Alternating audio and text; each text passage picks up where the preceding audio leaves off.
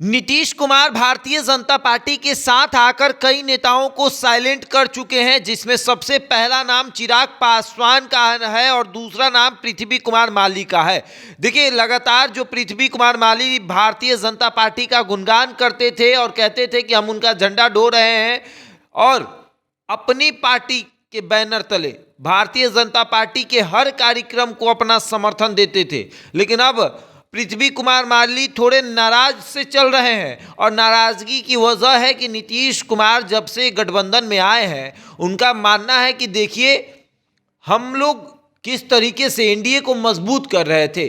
चिराग पासवान भी पृथ्वी कुमार माली से मुलाकात कर रहे थे। जब ये खिचड़ी पकने लगी कि नीतीश कुमार जो है वो एनडीए के सदस्य बनेंगे, तो चिराग पासवान तुरंत अपने आवास पर पृथ्वी माली को बुलाते हैं और उसके बाद बातचीत होती है। और अब पृथ्वी माली भी शांत हो गए। जब से नीतीश कुमार एनडीए के सदस्य बने हैं, सबसे शांत पृथ्वी माली हो गए हैं और चिराग पासवान। ये लोग मिलकर एक समझिए कि प्लान तैयार कर रहे हैं कि आगे हम लोग को क्या करना है, कैसे सरकार को लेकर चलना है। और देखिए, बातें बहुत सारी हैं और जब हमने भी पृथ्वी माली से बात की कि क्या होना है, तो उन्होंने कहा कि देखिए अभी बहुत कुछ होना बाकी है, तो अब रणनीति बन रही है। हो सकता है ये भी कि पृथ्वी माली अपने उम्मीदवार उतारे और उम्मीदवार भी उतारेंगे तो बहुत ऐसे लोकसभा क्षेत्र हैं, लगभग दर्जन भर लोकसभा क्षेत्र ऐसे हैं जहां पर वो एनडीए के सदस्य को नुकसान पहुंचा सकते हैं।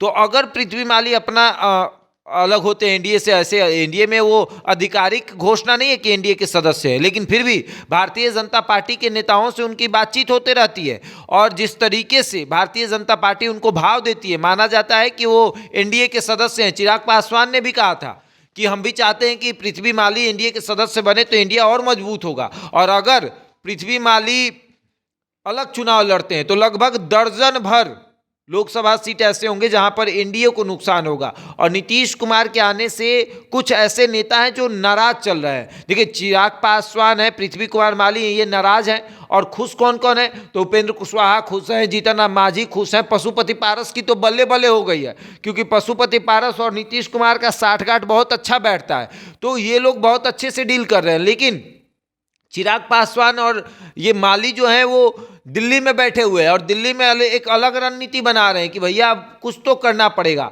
क्योंकि भारतीय जनता पार्टी समय समय पर हम लोग साथ देते हैं, लेकिन अब देखिए क्या हो गया। अब वो नीतीश कुमार को लेकर आगे बढ़ रहे हैं और नीतीश कुमार के आने से ये लोग जो हैं, इनका मानना है कि हम लोग जनता में जाकर ये कह रहे थे कि नीतीश कुमार धोखेबाज है, नीतीश कुमार ने किस तरीके से धोखा दिया है, और अब भारतीय जनता पार्टी उन्हीं के साथ हाथ मिला ली तो हम लोगों को भी तो नुकसान होगा।